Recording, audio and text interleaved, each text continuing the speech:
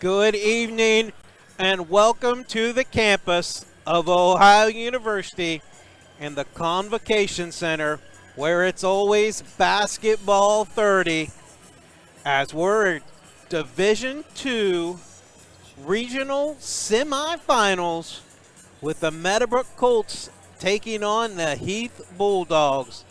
And you can kind of talk about some improbableness to this game, but before we go into the game, we're going to thank our sponsors.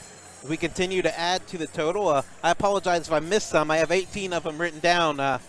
We thank Downtown Arena, Westfall Services, Mass Tire, Big Fitz Barbecue, G&B Roofing, FMJ Indoor Range, Stoney's RV, The Stemmer Family, G&T's Faded Barbershop, Main Screen Printing, Graham Excavating, Schaefer Insurance Agency, Addison Grace Photography, Chucky's Custom Tackle, Renovate Fitness and Nutrition, Leonard and Newland Real Estate, Cambridge Elks Lodge number 448, and RHEA, the Meadowbrook Teachers Union. So I'm Darren McCullough, I'll be your play-by-play. Back with us again tonight, producing the show, Shylin Castillo, and with me, some people may say the loudest man in Guernsey County, Heath Dawson. They wouldn't be lying. And Heath, we're ready to have nothing but a good time as Poison's cranking on Poison the cranking up. speakers now. We might need to turn my mic down just a little bit. So it is Shylin. So we'll get her on. We've got two teams that kind of weren't necessarily the favorites by the coaches, but looking at things, you got Heath coming in 22-3. And might I add, the greatest high school in the nation, Heath High School. But I couldn't resist that joke. But, yeah, Heath High School coming in at 22-3. Continue on before I rudely interrupted. And Meadowbrook at 23-3. The shocking thing is Meadowbrook was a 4 seed, and they get out of their district. And what's even more shocking is Heath was a 7 seed in the Central District. And obviously there's the Martin's RPI that people talk about. That's kind of like the big kind of like Joe Eitel of high school football. This Martin's RPI is kind of the high school basketball equivalent of Joe Eitel, and they had Heath as the number 1 team in that Central District, and obviously they proved it. And we said all along that Tri-Valley and Meadowbrook were the top 2 teams in the Eastern District, and obviously they met in a barn burner on Saturday, Heath. So let's go down and see how the 2 teams got here, the tournament run. So we'll start with the Heath Bulldogs. They defeated, in their first game, Bexley 63-57, knocked off Buckeye Valley 47-43, and they defeated Columbus Beechcroft, who beat Columbus DeSales the game before, 49-45. So Heath, looking at Meadowbrook, how did they get here on their tournament run? Meadowbrook, interesting because they opened with long-time Guernsey County rival Cambridge. Remember, Cambridge jumped on Meadowbrook at the tournament draw, but Meadowbrook ended up with, man, what a tough opener, 47-44 over Cambridge. Kind of surprised a lot of people, but remember, Cambridge kind of jumped out using that double team on Jake, but really tough game in the opener. Then they faced a long-time ECOL rival, Indian Valley. Pretty convincing win in that one. A lot of people thought that might have been closer, but Meadowbrook looked really solid in that game, pointing that out, 49-33. And then the stakes were raised as Meadowbrook then hosted the number 1 seed, New Philadelphia Quakers, another ECOL longtime rival, New Philadelphia Quakers. Meadowbrook took the early lead in that game, remember, and led wire to wire and pulled off what some people would say surprising 56-54 victory. And then, ironically, not to interrupt you, New Philadelphia's head coach, Matt Vole, resigned as head coach at New Philadelphia today. So the Quakers will be looking for a new head man. And they do have a guy on that bench who was They got a long time assistant that's on the bench, and the other one that you're mentioning. Yeah, they got Mr. Andy right there sitting on the bench as an assistant. So they got a couple guys that's more than capable. That'll be interesting to see if they go in house or look out of the area. But again, Andy Slaughter when I say Mr. Andy, but Then last week, if you tuned in, I don't think you could forget the broadcast that we had. We went a little crazy last week. You still are consulting with your hearing specialist? Yes. I mean, and I had a lot of people out there say, hey, guys, you know, you guys did an incredible job calling that game, and we really appreciate the compliments. Yeah, we might get a little carried away and say some goofy stuff here and there, but we just try to make it fun, and we try to broadcast it like we're sitting at the living room of one of our houses and try to make it enjoyable for everybody. I know Tiffany Yule, if you're listening, her and her dad, Bill, were listening, and they were messaging me, and Bill Scarborough, and just a bunch of people. Lee Campbell today told me that he enjoyed it and said we do a really good job. So just a lot of support out there from people just saying that we have definitely become the voices of Meadowbrook basketball, and we appreciate that. But then let's get back. Go ahead, Train. And whenever you want to post those or tell them the Caleb Graham and say, get us a raise. Heath and Darren need a good idea. big increase in pay. We're more than willing and happy to listen to those positive comments. We may have to, do like the NFL players and hold out. You know what I mean? Maybe hold out for some more money, some better food, a van. Who knows? But anyways, back to the serious stuff. They hosted Tri-Valley at Coshocton last Saturday evening and pulled out probably what Kirby Graham said the most important. Biggest win. The biggest most win. Important and the biggest win in Meadowbrook history. And I think a lot of people would agree that Easton Eibel's shot has still in the memory of people's heads. You know, when we talk about Christmas, sugar plums dancing in your head, there's going to be a lot of people having that Easton Eibel three-point go down to the bottom of their head, divisions of that for many years. Aaron Sprague down on the court just giving them a wave. But anyways, Tri-Valley, come in as the number 2 seed in that game, and Meadowbrook had lost there earlier in the season by 13, but they pulled off the 78-68 victory in overtime. It looked like Meadowbrook was on the ropes, out, season over, with trailing by 5 with 33 seconds and a timeout. They come out. Dorsey puts in a huge putback, and then they go down to the other end, miss a pair of free throws, and then, of course, Eibel hits the three-pointer as time expires on a Romeo Dorsey offensive rebound and assist. And then in the overtime period, Meadowbrook just come out, and it seemed like Tri-Valley was rattled, and they were able to come home with the victory. And here they are. They're facing this tough Heath squad now tonight. And it seems like Meadowbrook, as the stakes have gone on and getting higher, the competition gets better. I'd venture to say that this team that they're facing in the Heath Bulldogs tonight probably will be the toughest test that Meadowbrook has faced all season. Yeah, and Heath definitely a very strong team. So let's go ahead and look down the lineups. We'll start with the Heath Bulldogs, as I said, coming in at 22-3. They were Licking County League champs. This is their 3rd district title of all time. Their first district title in Division II, as they previously have been a Division II team. And how about this for Meadowbrook, 23-3? 5 of the last 6 years, they have been district champ. Their 3rd consecutive district title. Obviously, 2020 was an unfortunate circumstance where the season ended with the victory over Tri-Valley. They were, in 2019, they were in the district semifinals, the one year that they didn't get it through district. And obviously, everybody remembers 2018 when they were state semifinalists. And obviously, they won the MVL Small School this year. So, both teams definitely senior laden, as all 10 starters that will start the game are seniors. So, looking down Heath, we got number 0, 6'3", Reese Hubers, averaging 13.8 points per game. Number 1, Josh Guy, he's 6'5", averaging 7.8 points per game. Number 2, Peyton Lees, 5'11", averaging 4.4 points per game. Number 5, Brandon McLaughlin, a 6'8" big man, averaging 16.4 points per game. Here's the interesting tidbit about McLaughlin. He is the school's all-time leading scorer and rebounder, and he is committed to go to Malone. I was going to say Malone, yes. Malone this next year. He was a Player of the Year in the Licking County League, his first team Licking County League, obviously, and first team Central District. And looking at their other, their 5th man, Keelan Williams, 6'5", senior, averaging 12.9 points per game. He's a 1,000-point scorer, and he's their all-time assist leader. So really, they're going a solid 5 here. So Heath go through the Meadowbrook. And as you said, a lot of size when you look down through there. 6'3", 6'5", 6'8", 6'5". It's going to be a tall task for Meadowbrook. But on the Meadowbrook side, you know the names, you know the faces, but let's go down through them. When you look at the first starter, senior Drew Webster, who averages 6.3 points a game. Then you go to Romeo Dorsey, number 1, a 6'4", senior, averaging 11.4. And if you remember back to last week against Tri-Valley, Romeo, a career-high 23 points, 12 rebounds. So really, a good game last week for Dorsey. Then you've got Mr.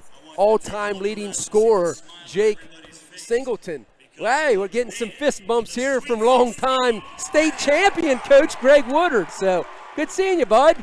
So yeah, you see all the celebrities down here at the convo. But yeah, Jake Singleton, all-time leading scorer for Meadowbrook, 5'11", senior, 26.3 points per game. And then you move to Josh Hupp, 5'11", senior, 8.2 points per game. And then the last senior, Trayvon Mail. Remind you that Trayvon earlier in this year wasn't a starter, but then has moved to a starter as the seasons move on, averaging 4.3 points per game. So there's your starters for Meadowbrook, and here's our national anthem.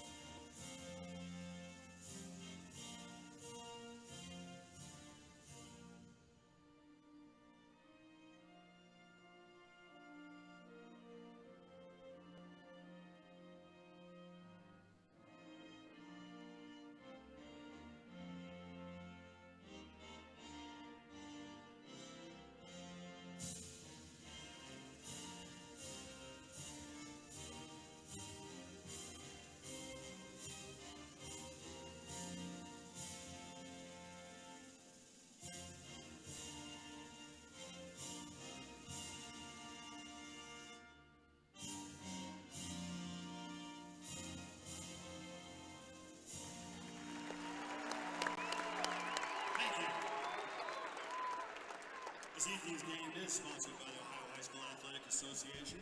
Your attendance and support of the student athletes and coaches. We're going to go ahead and let you listen to the introduction of the lineups. We'll be back with game action. The officials assigned to our game have met extensive requirements set by the Ohio High School Athletic Association and have been assigned based on a process approved by the Board of Directors. Our officiating team for this evening, Greg Ryder, Thomas Cromwell, and Rick Barnes, with Drew Delatil as our alternate. They combine for over 80 years of basketball officiating experience.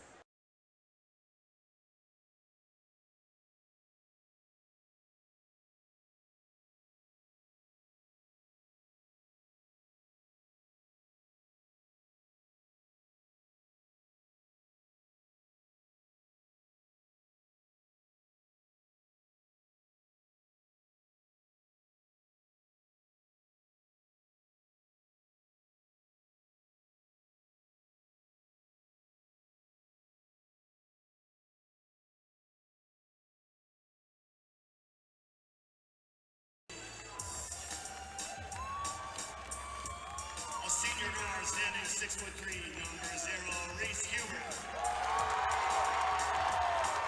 A 6'5" senior guard, number 1, Josh Scott. At forward, standing 6'8", he's a senior, number 5, Brandon McLaughlin. A sophomore guard at 5'8", number 12, Grayson Shoemate.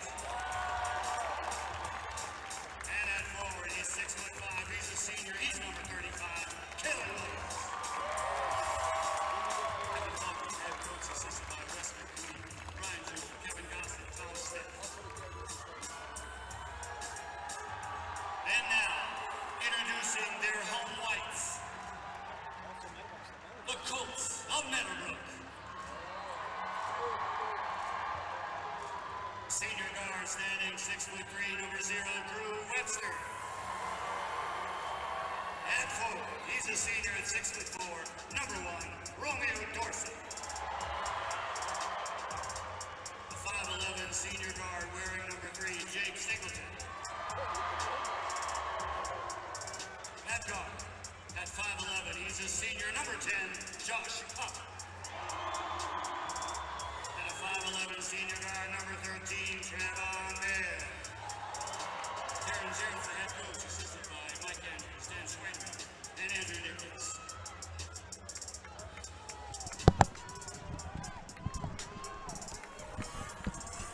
And we're ready for basketball here at the Convo.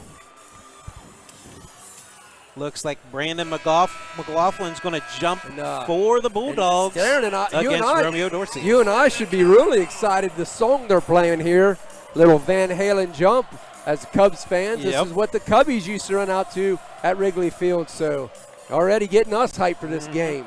The lockout's over. Baseball's going to be starting back. soon. Yeah, we're but excited. It's still basketball right now. 30 tonight. Here we go. This place, a good crowd here. And Meadowbrook with the tip. So Jake Singleton with it, being guarded by Reese Huber, who is the all-time steals leader for Heath. It's a good stat. So if we didn't mention that. Yeah, Jake, little errant pass there. But, you know, you come out in the regionals, you can expect a little bit of nervousness out of both teams to start. Usually it takes about the first 3 or 4 minutes to settle in. And this isn't really an easy court to play on compared because they usually have the backboards hanging from the ceiling. Yep, a lot different here. That's Williams looking to drive. Finds an open. Huber shot up, no good. McLaughlin with the offensive rebound. Good. And the foul. And you're already seeing that size pay dividends. McLaughlin on the shot, or on the rebound and put back, and man. And that foul was on Trayvon Mayo, going to be his first.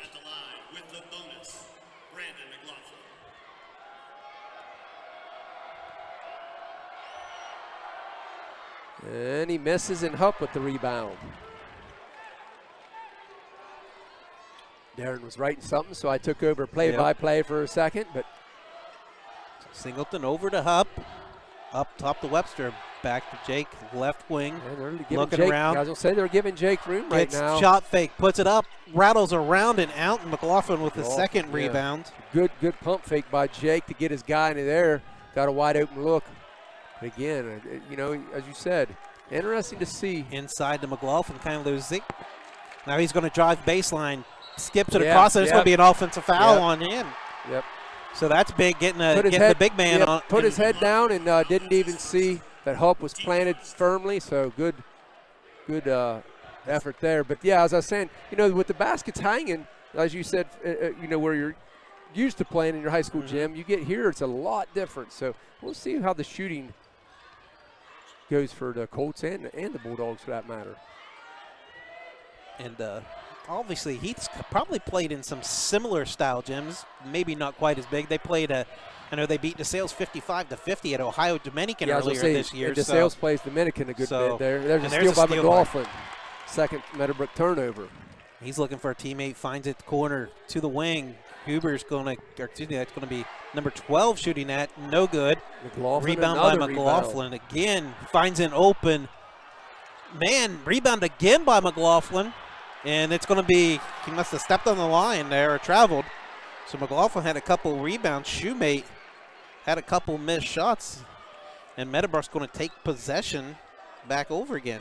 As both teams with 2 turnovers here in the early going with the Bulldogs up 2-0. I tell you what, McLaughlin is an animal on the board so far. They're going to have to find an answer to check him out.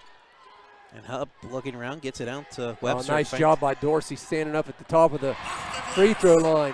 Not maybe how you drew it up, but you'll take it nonetheless. He's got to knock that shot down for the Colts tonight. He's got to get the big man out of that paint and make him come out and respect him, and that's going to be he's going to step on the line. Yeah, so as I said, you know, both teams right now, you know, a little jittery.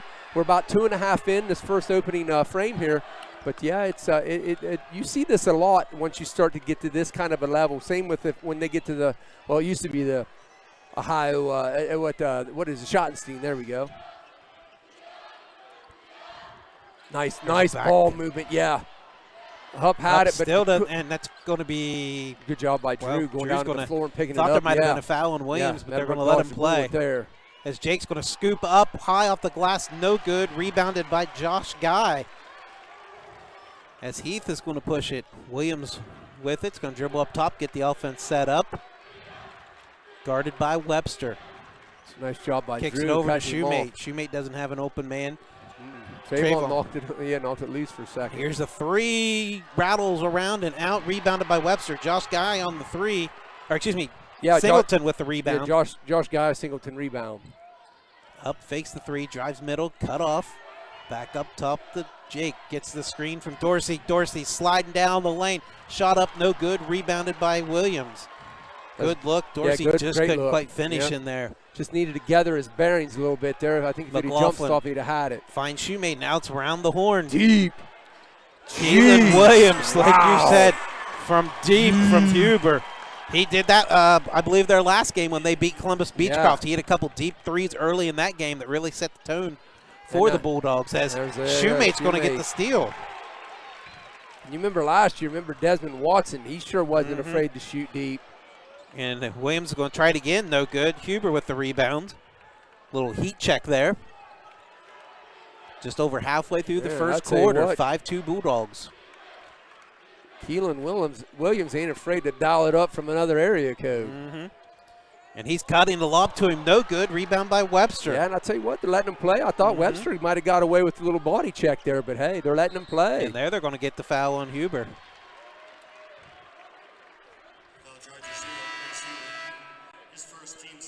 So first sub is going to be Peyton Lees coming in for the Bulldogs.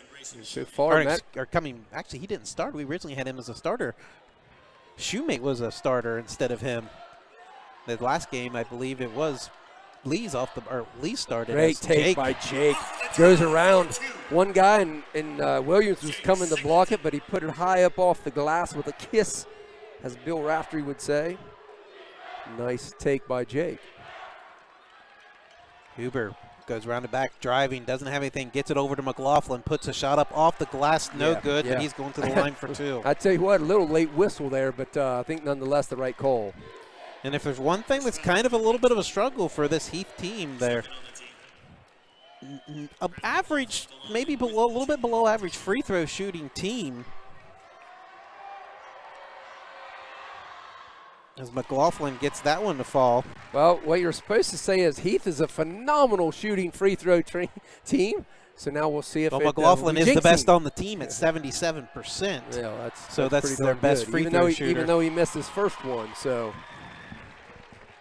tell you what, as I said, though, McLaughlin so far very impressive on the offensive glass. 65% as a team coming in.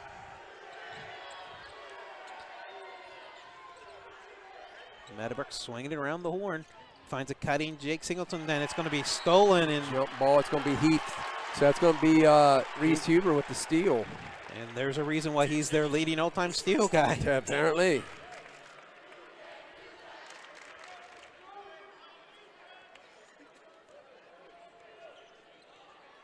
And actually, the Bulldogs going to walk it up here. Yeah, they caught a foul on Jake there. And Huber's going to drive, puts it off the glass and good. Yeah, tough way to use his body. That's solid body control.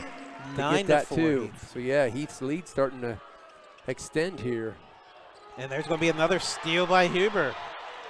That's Meadowbrook's and fifth he finds turnover. Williams back to Huber, lays it off the glass.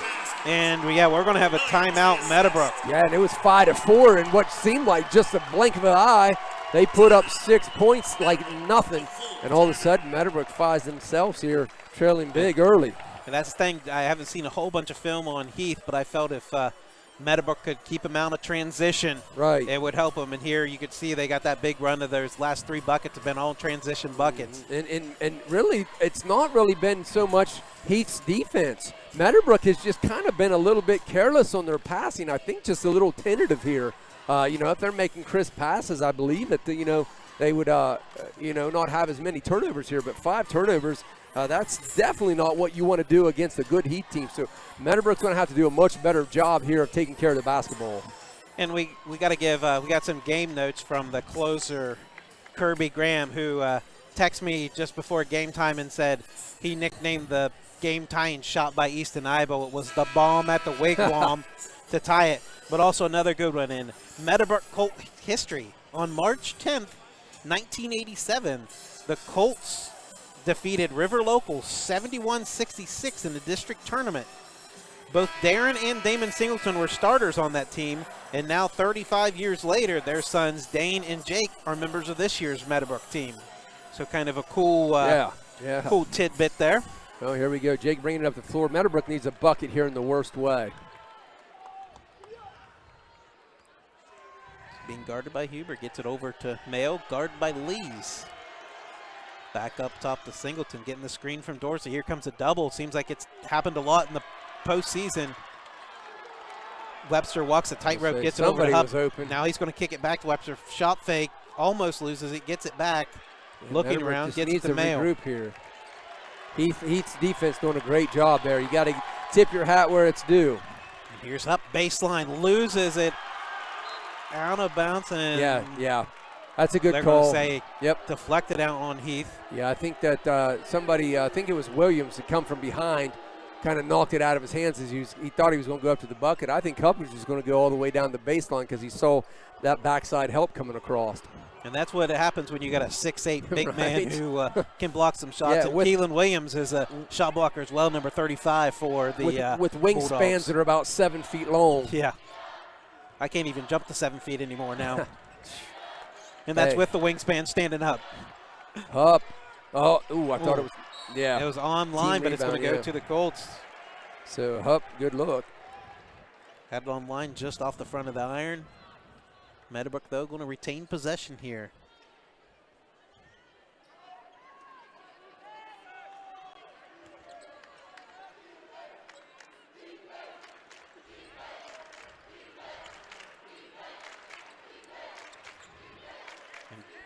Heath doing a great job there, guarding Singleton. Knew the probably advanced scouting, had the out under scouted pretty well, knew that it was going back to Jake for a possible 3-point attempt. Meadowbrook being patient, swinging it around the perimeter. Yeah, I mean, Webster, corner to Singleton, looking around. He's going to spin away, and it's going to be tipped out. Ooh. Almost. But saved, but Dorsey gets it. He passes it to Singleton, shot no good. And he Second tipped attempt is good. Good tip. Really, I think, from our point of view, it looked like Guy stepped out of bounds on the baseline there. I don't think he ever had control of it. But no harm, no foul as Meadowbrook gets possession back and gets the 2 points.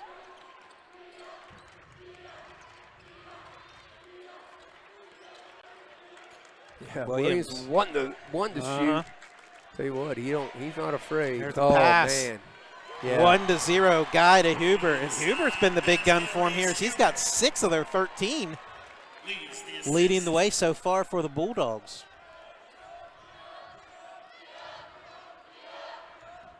He's not going to, choosing not to come out and holding for the last shot defense, here. Yeah. Singleton hands it off to Mayo. Now Mayo's going to dribble around. Gets the top of the key to Hupp. Here comes a stagger double to Jake. I'm sure Maysville fans remember that as Jake's going to pull from downtown. No good. So we're going to be at the end of the first quarter. Heath leads 13-6 after 8 minutes of basketball. So this has been, as we've expected, a tough contest. Obviously, two teams that want to punch their ticket to the finals on Saturday. So we'll thank our sponsors, Downtown Arena, Westfall Services, Mass Tire, Big Fitz Barbecue, G&B Roofing, FMJ Indoor Range, Stoney's RV, the Stemmer Family, G&T's Faded Barbershop, Main Screen Printing, Graham Excavating, Schaefer Insurance Agency, Addison Grace Photography, Chucky's Custom Tackle, Renovate Fitness Nutrition, Leonard and Newland Real Estate, Cambridge Elks Lodge, number 448, and the Meadowbrook Teachers Union, the RHEA. And I know that wasn't per se a sponsor, but proudly wearing my Sweet 16 shirt, courtesy of Lee's Tees. I see a bunch of the folks out there wearing their Sweet 16 shirts, so I got hooked up with one today, so I appreciate that. So we're getting ready for second quarter action here at the Convocation Center. Colts trailing 13-6. So the same starting five is going to be in for the Colts as for the Bulldogs. Lees has stayed in. He came in for Grayson Not Shoemate. Lee's Tees, but Lee's. Just Lees. Yes, Lee's. Huber being guarded by Mayo. Over to Lees. Now we'll be thinking of it every time. Now we're going to say Lee's No. Tees. Huber tries finding Good the back hands to him. by, oh, man. Looked Williams was able to stay with like it. there's going to be a steal there. Now Huber's going to lift the three off the iron. No good. Dorsey. Rebounded by Dorsey. Yeah, that's Huber's first miss of the game. Meadowbrook again being patient here. The length of these Bulldogs definitely is causing them to pass it around the perimeter. And I tell you, a lot very similar to when they played the Sales. Just could never really find a rhythm. But they're going to have to find something going because if they don't, they're going to be in for a long night. Oh, great. And there's, wow. Great Webster's block, first yeah. shot no good, but gets his own rebounds. A good look because that three by Mayles no good. Singleton gets through there somehow, gets the rebound, and puts it back in. So Jake has 6 now for the Colts as they cut it to 13-8. Here's McLaughlin looking, step through, finds Huber, shot fake up and good. Huber. I've been calling him Huber. They said Huber, so we'll go Huber.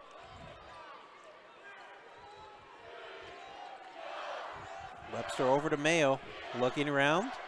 Back to Webster. Now to Hupp, left wing, looking in. Decides to throw it back up top to Mayo. Dribbles over to Webster. Webster's got it, getting this ball screen from Dorsey. He's going to kick it over to Mayo. So Meadowbrook again, kind of being a little timid on the offensive end. Yeah, and Heath's getting them really extended too. That's the thing. And Hupp's going to pull up, Nice 2 dribble, job pull by up, Hupp. knocks it down. Find that open spot on the floor for the easy deuce. So really, Heath is really trying to make sure that Jake doesn't get the outside shot off as they're really attacking him. And that's what Meadowbrook's going to have to do. There's open spots on the floor out there. Mm-hmm. And Williams drives, puts it off the glass and in. He's an explosive player. It seems like out of nowhere. There's a reason, as you said, he was the player of the year. Well, he was the player of the year's number 5. Oh, I mean, 35 is 30, another, 35 just a 1,000-point yeah, score. just a 1,000-point score. That's right. And the all-time assist leader at the school. So they've definitely, we talked about all the accolades Jake Singleton's done for, and they've got 3 of them on the court right now that that's the reason are why number 1 at something. That's the reason why they're in Athens. Yep. There's Webster. Yeah, Thought about it. Williams there just makes him think. You know, if you and it's going to be deflected out of bounds.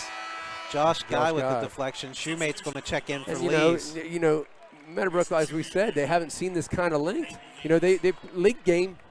You know, Webster's putting that up, but you know, you got a guy, as you say, 6'8", standing there with the wingspan that he has. It makes you think twice about it. Yeah, these type of players unfortunately don't grow in Southeast Ohio. No. And here's a 3 for Singleton. Oh, rattles man, around and not out. buy anything right now. That was Grayson Shoemate on the rebound.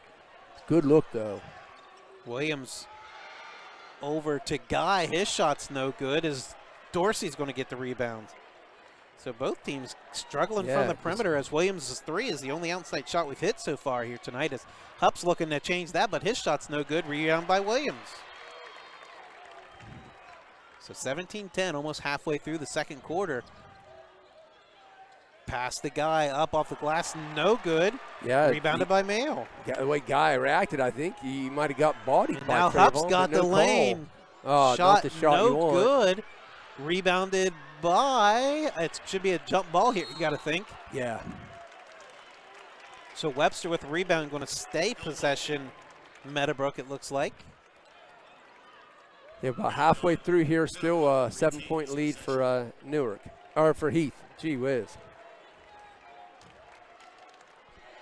We're sleep on the job, Darren. Newark and Heath, of course, but right up against each other there in Licking County.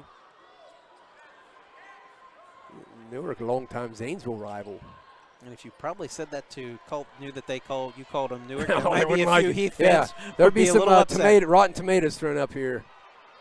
Mayo's going to lift the 3, Man, no they good. just are getting wide open looks, but they just cannot drop. And again, it just feels like those spin cycle by Huber. Sweet spin move by Huber. And we're gonna have another Meadowbrook timeout. Huber now with 10 of the 19 points for the Bulldogs as they lead 19-10, 3:34 to go in the first half. Josh Snyder is out there listening. He's seen a few spin moves at the old YMCA from another Heath person, but of this variety, it was myself. So he's listening. I know he'll text me. But, man, that was a nasty spin move there by Huber.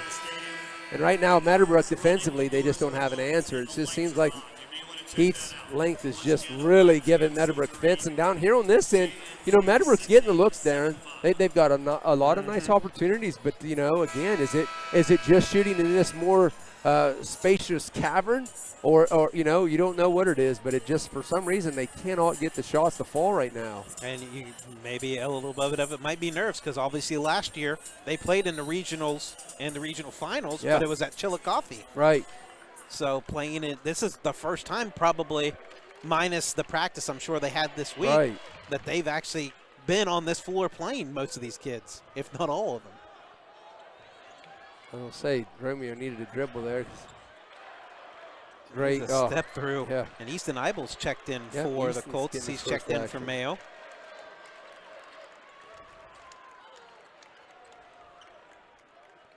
And really, the Bulldogs are overplaying those passing lanes. Meadowbrook's got to think about clearing down, looking for some back doors. There's a big three from Webster.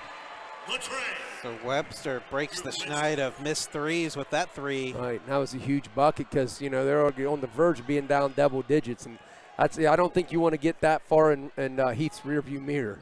And Williams, he's going to lift a deep three. No good. Rebounded by Singleton. Tell you what, Jake's done a nice job on the board so far.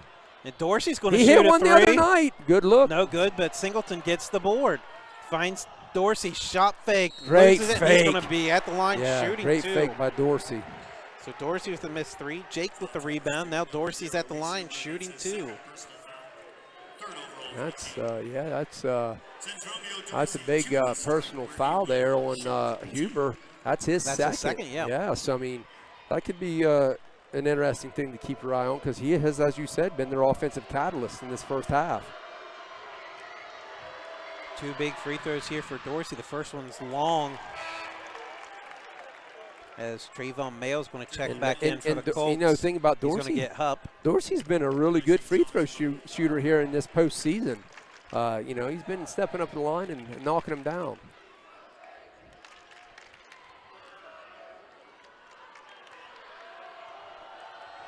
So second free throw attempt by Dorsey is up and good. It rattles in as we hear the Mario coin. Brings us back to our youth. Yeah, it does. Try to get in a game before ride number 7 to Old Rolling Hills School District, Meadowbrook High School. Huber out to the corner to Williams, three. That was kind of a funky fall-away shot by Williams. But Keelan Williams is their pretty much really the main guy who shoots threes for him. I think he shot around 120-some this year and has hit roughly 38% to 42%, I think, on the season. Dorsey gets it in the post, backing down, kicks it out to Webster. Webster says no. Good decision by Drew there. Oh, and that. Yeah, Dorsey got thrown to the floor. Little forearm shiver from Williams. As a triple team on Singleton. Stolen by Williams. He's going to go up and lay it in. And after a rocky start, that's first turnover in a while for the Colts. Yeah. That's only their first of this quarter. And that's going to be another turnover as Williams pokes it away. And he's going to lay it up on the other end. Pass from, I believe it was McLaughlin. And this is the second time we've seen this happen where Meadowbrook just out of nowhere, 7-point run in a matter of literally a flash. Yep, so they had that big 6-0 run, now a 7-0 run, but Trayvon's going to end it. Trayvon. Nice driving bucket for Trayvon Mayo, cuts it back to 10, 26-16. Meadowbrook's just going to have to find a way to shut down Heath on this end of the floor. And it looks like they may play for the last shot. So Williams with it, gets it into the post to McLaughlin. Corners, driving baseline, puts a shot up, no good. And McLaughlin loses it. Yep. He loses it. It's going to go to Meadowbrook. That's the one thing. You look up at the scoreboard. If you would have told Meadowbrook that McLaughlin was only going to have 4 at the half, you'd probably say, hey, we might be right in this thing. But it's been the other guys so far. Huber and Williams are both double-digit scorers, so they're more than capable to provide some punch for this team. And obviously those two halves are both in double figures with 22 combined of the 26 points for 2 guys for them. And the funny thing is Williams seems like he gets his like Yeah, and quickly. Williams has scored the last 7 Right. for him. They've done a great job on Jake. Closing in on 20 seconds here. Heath's going to elect to let Meadowbrook hold it out there, but Mayo's going to get it over to Jake as he's going to have it with 13 seconds. Gets it over to Webster. Now back to Jake, looking to drive. Step back three. Blocked. Got a piece by Yeah, Guy. Huber. And Trayvon Mayo's going to get the rebound. He's going to lift the deep three. No good. Up. Hupp with the rebound. Missed no it. good. That is the first half. The score, Heath 26. Wow. Meadowbrook 16.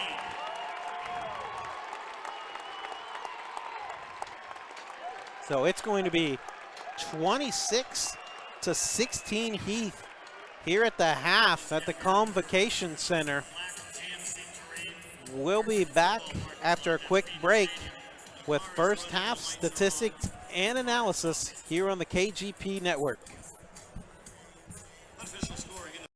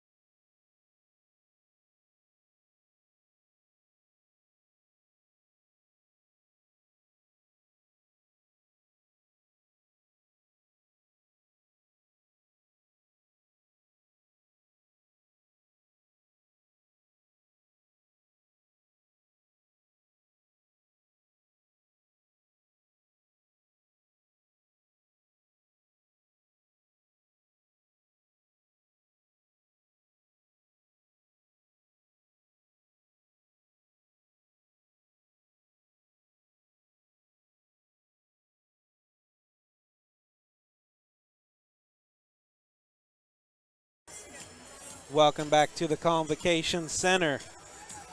Looking down the individual scoring. First for the Heath Bulldogs, we have Keelan Williams with 12 points, Reese Huber with 10 points, and Brandon McLaughlin with 4 points. For the Colts, balance scoring as Meadowbrook is led by Jake Singleton with 6 points, 3 points apiece from Romeo Dorsey and Drew Webster, and with 2 points each, Josh Hupp and Trayvon Mayo. So these stats are official from the nice. Convocation Center. Very so we'll nice. just biggest run by each team. Heath had a 7-0 run late there in the second quarter. Meadowbrook had a little 4-0 surge earlier in that second quarter. And Heath's biggest lead has been 12, and Meadowbrook has not had the lead yet tonight. So Heath, go ahead and go through the team statistics Yeah, like this you is always nice. do. It's weird because I don't know where to find their stuff as much on here as mine, but hey, we'll get through it. So it looks like for Heath, they were 11 of 22 from the field, including 2 of 8 from downtown. Keelan Williams hitting both of those, and he is 2 of 4 for the game.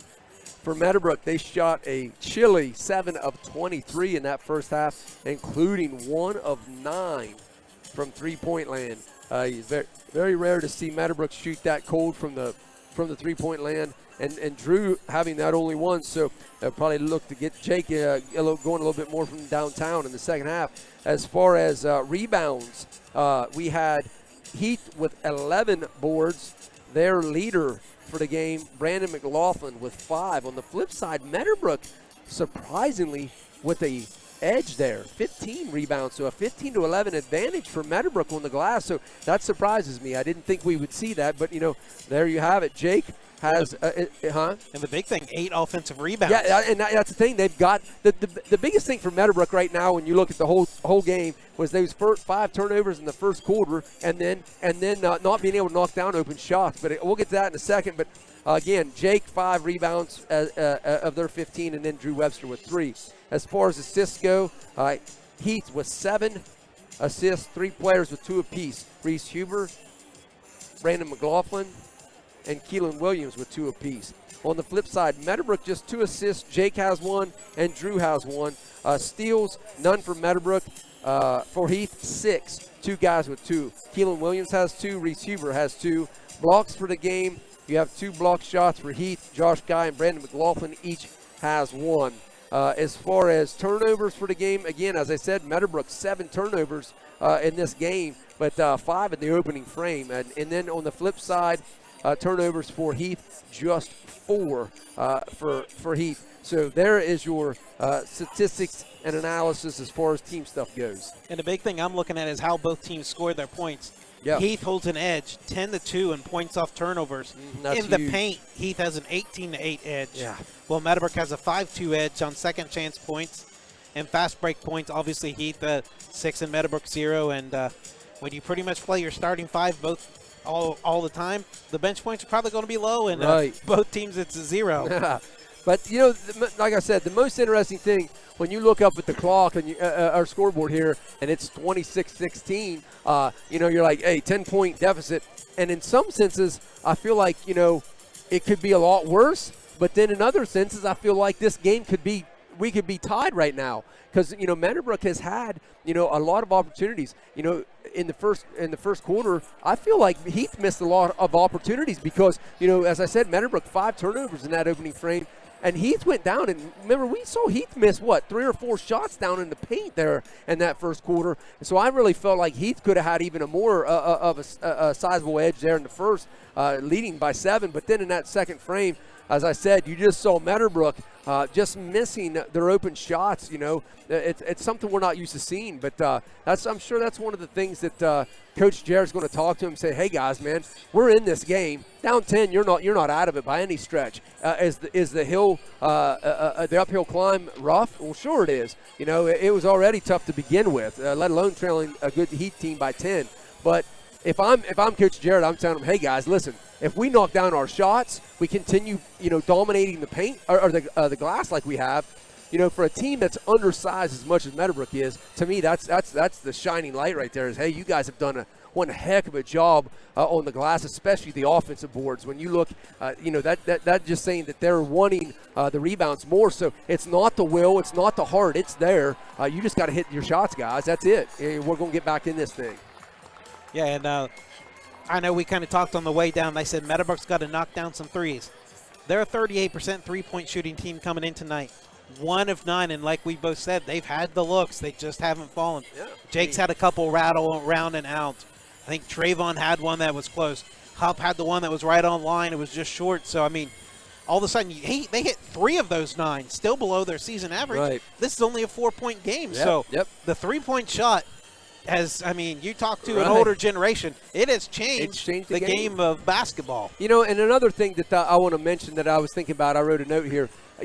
One of the other things we see Meadowbrook do an awful lot as you see them pass to a spot, and Jake will run to that spot and get the ball, easy shot or easy look. We haven't seen that as much tonight, where they lead Jake into a spot where he likes to score from on the floor because of Heath's length. They've really shut off a lot of the passing lanes and a lot of those opportunities that Meadowbrook usually uses because of their length and their wingspan. So, that's going to be a thing to be interesting. Meadowbrook's going to have to come out in this first 4 minutes. I'm going to be interested to see if they changed up anything a little bit offensively, made some adjustments, because if they keep doing status quo, Heath's going to continue to get into those passing lanes and disrupt their offensive flow. But, again, as I say that, not to sound hypocritical against myself, Meadowbrook did get the looks. So, do you really change anything? I don't know, Making some shots always makes it makes you look better. Yeah, exactly it. And we kind of talked about the Heath ones. I want to mention some. Jake is the all-time three-point made field goals in a season and a career at Meadowbrook. He broke a season record the last game against Tri-Valley. He's got 82. He's hit 214 career threes, which is way tops. He's second all-time at leading scorer all-time at 19.8 points per game. He's second all-time in steals. He's moving up the rebounding list, as with his 5 rebounds today. He has tied Ethan Shriver for 8th all-time on the Meadowbrook rebounding list. So here we go, about to start. And it's going to be Heath's basketball to start. So hopefully you guys out home are enjoying the ball game. And we got another 16 minutes to go. We'll see if Meadowbrook can rally here and punch their ticket to the Elite Eight. Huber being guarded by Mayo. Thought about the three, gets it over to Williams. Now Guy in the paint, kicks it out to Huber. He's going to drive baseline, spin, I think he got away with the travel. And we're going to have a foul, 2-shot here. Wow. Man. You may have got away with the extra step. I don't know if there's any mate train. Well, they didn't call it, so he got away with it. Well, yeah, true. Good point. I call it like I see it, and I tell you what, I think he got away with the shuffles. But, hey, nonetheless. And as I said that a second ago about punching your ticket to the Elite Eight, we'd be remiss if we didn't tell you that right after the conclusion of this game at 8 o'clock, Greenfield, McLean, and Waverly will be the second game here at the Convo. Don't really know a whole bunch about them. I know Waverly the Robertson kid is a scorer. Yeah, we got to see Waverly, remember, against Unioto last year in the opening game there down in Chillicothe. Meadowbrook was the second game, so. Wow, Huber misses both. Misses both. Big misses there. So Jake with his 6th rebound of the game. Guess it was the basketball gods looking out at the no call on the travel. Yeah, we'll take that. As Mayo's going to lift a 3 from the top of the key. No good. But yet again, another offensive board. Wow. As I said, you just got to hit their shots. Dorsey up top. Webster's going to try it. Blocked by Williams. Mayo's going to get this rebound. And Hupp, corner 3, no good. Rebounded by McLaughlin.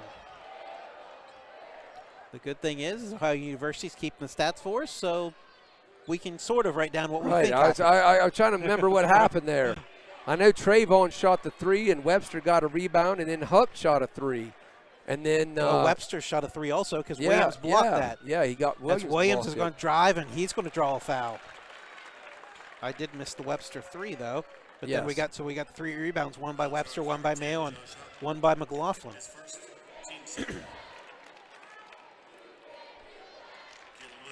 To the line, shooting 2 shots. Yeah, we caught up, talking it out together. So, but I did. Yeah, they are struggling from the line, but wow. I said they're struggling from the line. I looked down to check on who the foul was over the board, and I heard the coin. I'm like, how did that go in? If I can borrow a man from another sport, not so fast, my friend. Right? I looked up, and that thing was an ugly free throw and careened up high, and I was like, that's off. So I was looking on the foul. But so Williams, no doubts, the second one as it splashes through, 28-16. Jake's going to lift a deep 3. Good. There you go. From another zip code. As the announcer calls it correctly, from another zip code. That's Keelan Williams' range. He was shooting from his neck of the woods. So back to single digits, 28-19. Huber breaking down Mayo, staying in front of you. Now he's going to find inside. And that's going to be it out. No touch. So just threw it right out. Williams was wanted the deflection. Yeah, he don't like it, but there was no deflection there. So Meadowbrook, I think, tried to touch it, but it just went right past their outstretched hand. I believe that. I can't remember. I think it might have been Hupp down there. But 28-19. 6 minutes ago, third quarter. Singleton, here comes the trap. Looking, fires it to Mayo. Oh, saves toes it. the tightrope, gets it Wow. over to Webster. Yep. And there we saw that's one of the first times we've really seen them jump Jake really deep out. Yeah, really. Yeah, At that half court Yeah, well, they line. just saw him shoot one from the State of Ohio logo here. And he's going to shoot another deep three, and it's good. Jake's heating up. Back to back, and it's a 28-22. 6-point lead. So they've cut this lead from 12 to 6 here, as the 12 was the biggest lead earlier in the second quarter. So here we go, Meadowbrook. Jake starts getting hot. We know what can happen. So the 2 threes here from Jake gives Meadowbrook their biggest run as they're and- on a little and- 6-0 spurt. And Meadowbrook's crowd's been awful quiet there since about the first quarter. So good backside And help by Hupp. Yeah, they're going to get Wow. him. McLaughlin being that Yeah. quadruple team there, I think, has 4 Colts surrounded him. Mm-hmm. And he's going to draw a foul, and it's going to be out under for the Bulldogs. Dorsey's first. So, that's the good news is Meadowbrook, tons of foul problems against the Scotties. Tonight, not so much. Trayvon's the only guy with 2 fouls. Everybody else with just 1. So I think they even called a foul on you and I at Kashuk Oh, there my a couple goodness, times. yeah. Hey, I'll tell you what, if there was one particular ref there, I know he'd have called a foul on me. Rebound by Webster. And McLaughlin put that up first, and then somebody tapped it. I think it was Huber. Or no, Guy. Guy tapped one back up, so a second shot attempt. But, yeah, you know who I'm talking about, Train. I won't say any names. And Rigo, if you're listening, I'm sure you got a kick out of that. And Hoppy. Hoppy would laugh too. Webster with it, backing it down, up at the Ohio logo, gets it over to Hupp, passes to Mayo. Mayo looking inside, Meadowbrook decides fans against Jake. Rips it, doesn't have anything, gets it over to Hupp. Hands it off to Webster, and that's going to be passed and stolen by Huber. It's kind of And he's going to attack and puts the shot up no good. Yeah, and Huber. But he's going to be at the line shooting too. Yeah, Meadowbrook kind of telegraphed that pass, and Huber's like, thank you very much. So Huber missed his first 2 here in this quarter. And he's going to get That's an opportunity Mayo. to That's redeem Mayo's himself. third foul. So as I just said a second ago, no foul trouble. Now Mayo with 3. So that's the first player here in this game, a little foul trouble. He has 3, and Huber at the line getting ready to shoot has 2 for Heath. So not a whole lot of foul trouble other than those 2 players, 3 and 2. I think the Meadowbrook coaching staff pulled Trayvon over and told him, you got to be smart here. Man, I'll tell you what, Huber's just struggling from the line. Now he's 0 of 3. Again, only a 6-point deficit. So Meadowbrook's right there, and he's going to miss long. misses the on second. that one. He's going to let Hupp rallies it. Hupp's So, like, now, wait a minute hey, here. the big shot here. This is getting interesting, folks. Hupp Yeah, just got looking around, gets it up good top. crisp to passes Singleton. here. Don't telegraph nothing. Huber guarding, spins around, shot up. Wow, and the foul. What a take. He goes down amongst the trees, a little spinorama, and finds the bottom of the net. So nice job there by Jake. And Jake scored all their points here this quarter. He's showing why he's Mr. Eastern District here in this quarter. So Eibel's going to check in for Trayvon Mayo. That's probably a good move, too. You don't want to see Trayvon get his 4th. But I believe that foul was called on that was Huber. Wow, I didn't realize that was Huber's 3rd. So now Huber in some foul trouble. And Jake finds the bottom of the net on that and 1. So Down to a 4-point game. 4 minutes to go in the third. Meadowbrook now. Or it's 3-point game. And As they put Meadowbrook now is on a 9-0 run.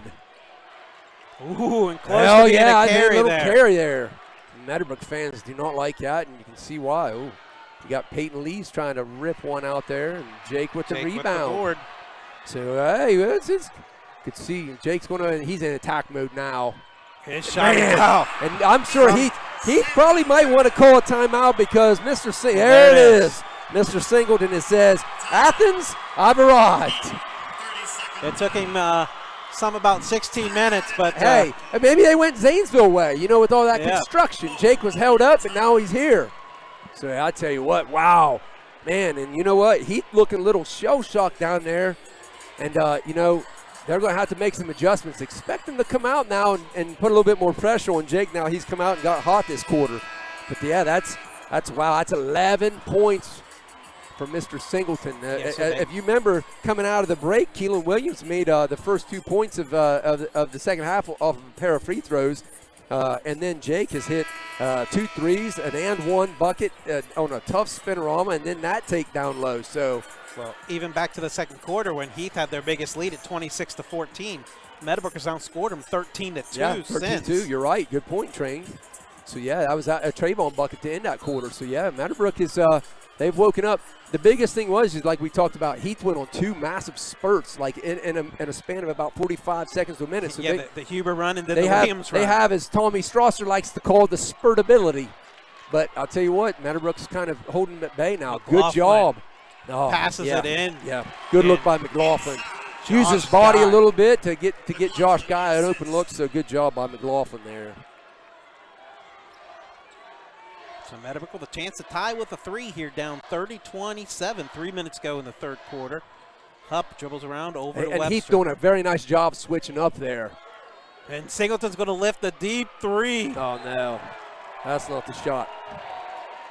But, hey, I mean, I'm not going to complain. When he misses it, you're not going to be happy about it. But if he makes that, the lid may be coming off. I think what it was is he kind of lost his balance a little bit there before he went to shoot, and Heath was able to get out and put a hand up in his face. Might have wanted to reset there, but hey. Lee's driving. Shot off the glass. Good. Peyton Lee's. Going to call it on the floor out here. So good, very fortunate bullet dodged by Meadowbrook there, and that's Easton's first. So, yeah, Meadowbrook already with 5 team fouls here in the second half, so just 2 more, and Heath start going to the line for one-on-ones. That's going to be a 3 from Guy. No good. Williams is going to clean it up. No, not Williams. Lees. It was Lees. Okay, yeah, Lees. That was Lees. So he didn't get the bucket because of the foul, but this time he's going to. So now 4-point mini run here. Mm-hmm. So Trayvon going to check back in. He's at the scorer's table for Meadowbrook. Webster with it, looking around, hands it off to Singleton.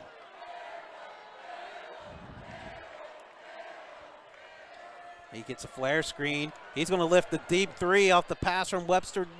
Yeah! Wow. Living right. Hey, the announcer says it counts if it bounces and goes in. So I tell you what, this announcer here has he's been a joy over the years to listen to. 32-30. Down 2.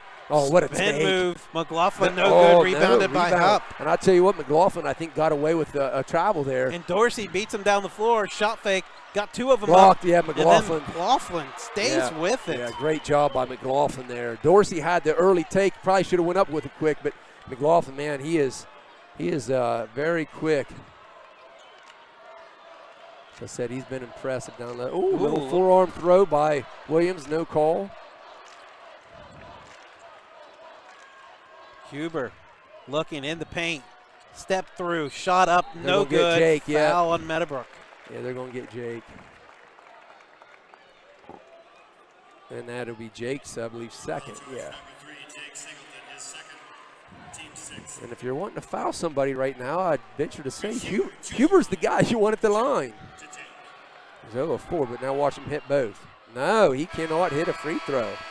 So I'm sure Coach Jarrett and them saying, hey, write that down. Eibel did a very nice job in there, giving Trayvon a little bit of a blow, a couple minutes there, come in and helped. And there he finally gets off the snide with that one. Finally hits one, so he's 1 of 6 from the line. Sometimes that's all it takes to get one fall through and changes your night. So 3-point lead. So Meadowbrook has cut this 10-point halftime deficit down to 3. Very manageable here. So they're going to hold for the last shot. See if Heath just stays back. If they do, just stand there and let Trayvon hold the ball. So that guy's going to come out a little bit, try to get that 5. You know Williams is going to come out. 32 seconds here. Meadowbrook continues dribbling out. Singleton. No count. There it starts it. But no pressure from Guy. He gets it over to Mayo. Now Lees is going to guard him, and I get it back to Singleton. Now he's directing traffic. Yeah, 15 ticks here, so get something going.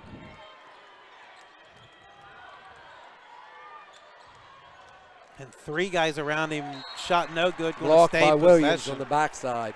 It's going to stay possession, Meadowbrook. As quickly 3 Heath 5.4. defenders. Yeah, 5.4.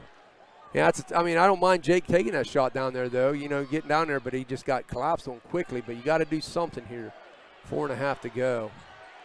And they're going to make Shoot that sure he through. doesn't get the shot as the buzzer's No, going to if they can sound get no the shot off. Man, that's tough. So Heath quickly Yeah, doubles good job by Jake Heath so he there. doesn't get the shot off Yep. the one. And good rotation as the next pass was Webster, guarded him, and unfortunately for the Colts, time ran Hey, out. but nonetheless, they outscored them by 7 that quarter, and we go into this fourth quarter Meadowbrook trailing 33-33, so this game's right in front of them.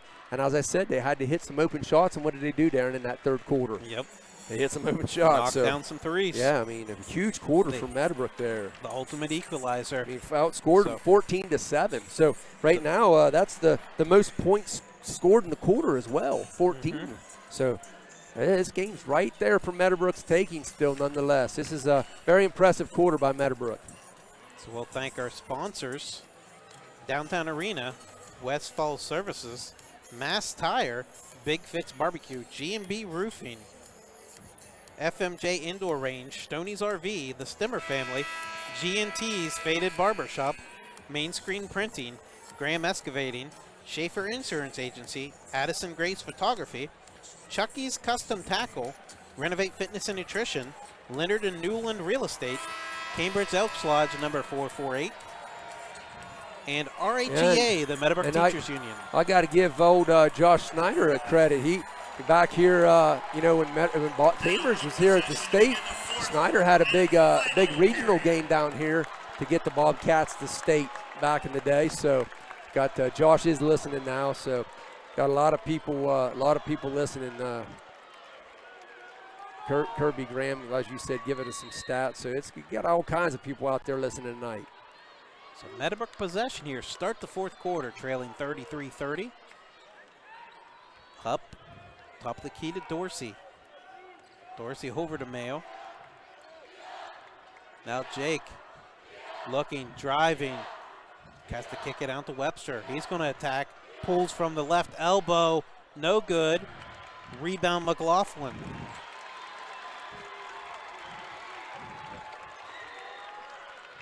Williams across the timeline, hands it off to McLaughlin. Inside. Lost. Oh, he lost it. And it's going to stay wow. possession.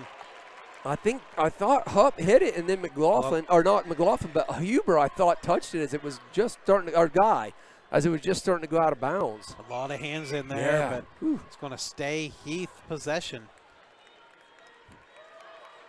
Got a little flex look here Yep. from Heath.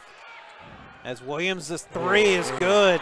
Huber Silky with the assist. Silky smooth. Williams is just So that's his third got to three. get hand up in his face. And Dorsey, Dorsey now, the other way. Layup Nice off job. the glass is good. assist from Jake. So they ran at Jake. He Yeah. found the open cutting man. Yep, quick answer. You needed that quick answer there too. Williams guarded by Webster. Hands it off to Guy. Guy thinking about it now, hands it off to Lees. Lees kicks it out to Huber. Huber gets in the paint. Skips it across Great to job by Guy Meadowbrook's D. to McLaughlin. So Meadowbrook not giving him anything inside. No, this is great. Just packing it in a little bit here. Here's McLaughlin and Dorsey going at it. Trayvon stepping out now.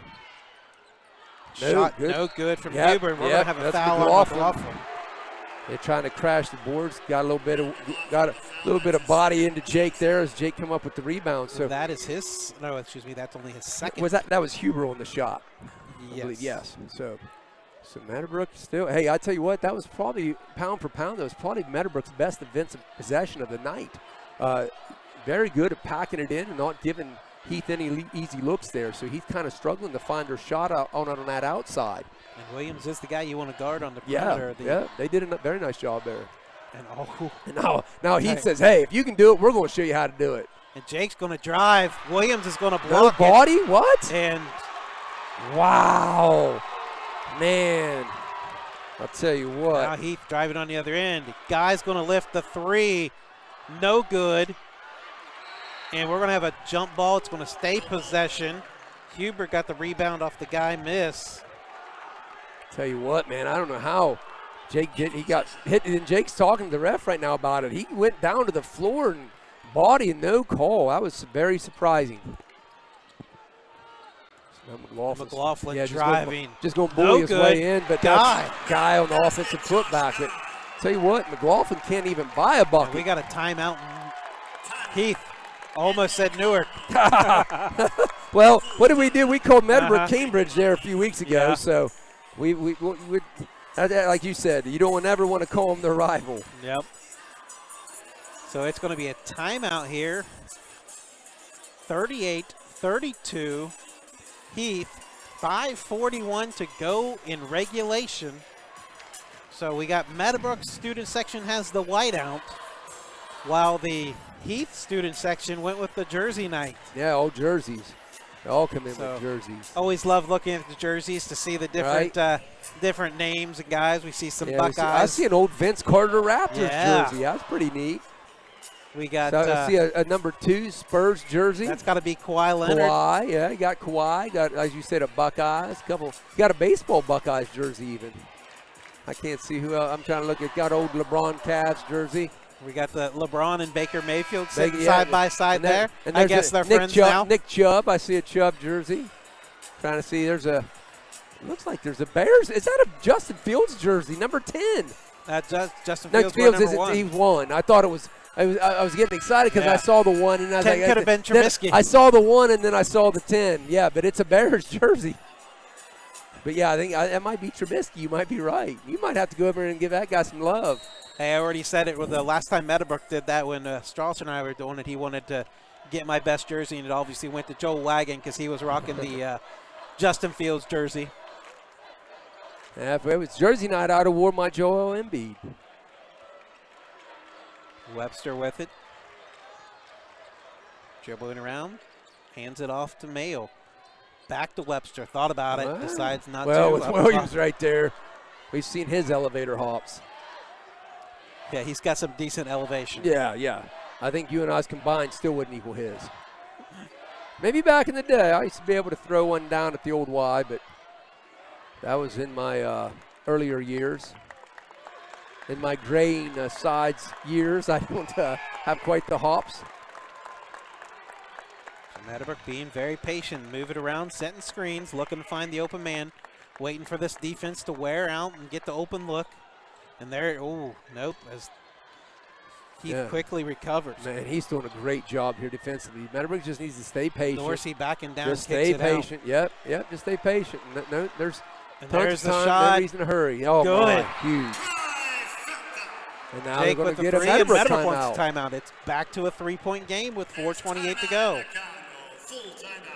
So a big second half for Jake here as he now has 23 points, 17 coming here in the second half.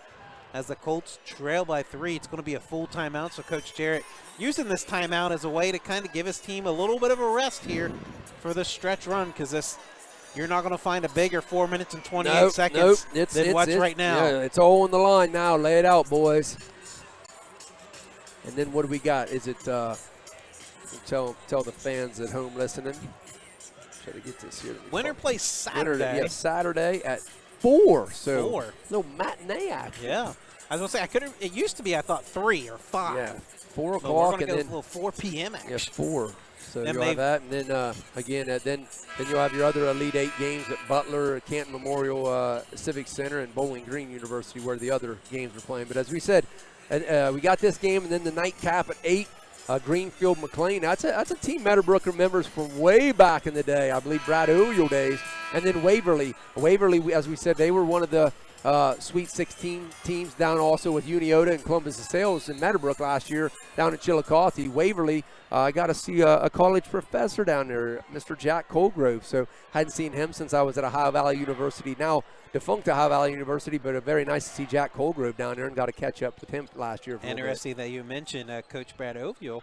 A win tonight, Coach Jarrett will tie the season mark of wins in a season. Yeah, good. McLaughlin. That's just a man basket right there. Puts that in.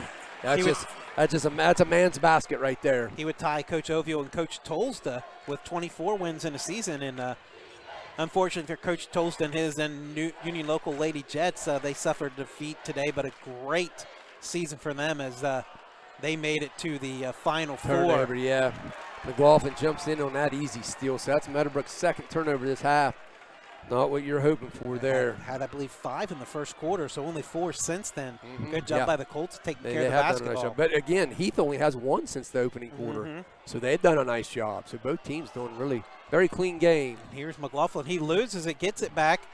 And Jake Singleton's going to come away with it. Nice. Spins around, and he puts it off the Yeah, glass. good steal. And Jake gets and it all to the way fall. down. Big basket by Jake.